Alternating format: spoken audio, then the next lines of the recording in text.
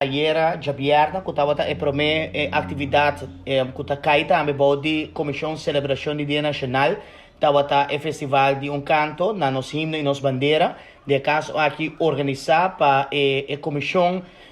promover cultura, que tem anos que estava organizar festival infantil juvenil, ieri tomou lugar duas categorias, e a outra categoria é mais grande. Ieri um total de 16 cantantes participar, 8 agrupação musical. Nós estamos muito contentes e satisfeitos de resposta do público que vem riba Plaza Betico, de qual por desfrutar também de diferente coi come, coi bebe, artesania, cos duche que estava riba Plaza, for de 6 horas da tarde caba. Di qual hopi di nang abisa nos ko nang benta bay bong nang sold out dado momento ipa awe nang ta hopi mas mio prepara ko atividade awe. Awe trove ta começa 6 horas da tarde riba Plaza Betico, awe tem 21 cantante, de sua agrupação musical, awe tem categoria juvenil, e esta começa 6 horas da tarde riba Plaza Betico Cruz, também tem 40 tende que come, cos duche durante o dia de awe, e amanhã nós estamos um espaço na categoria adulto, essa que está sendo organizada para a Fundação de Harry Cruz, junto com sua mulher Jessica,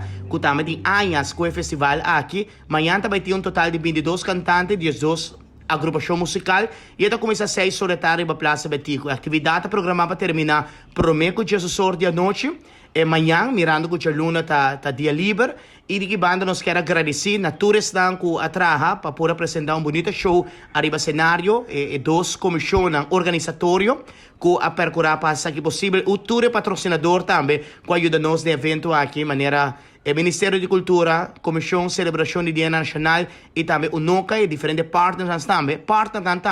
que ajuda nós durante o dia aqui de celebração de Dia de Himno e Bandeira.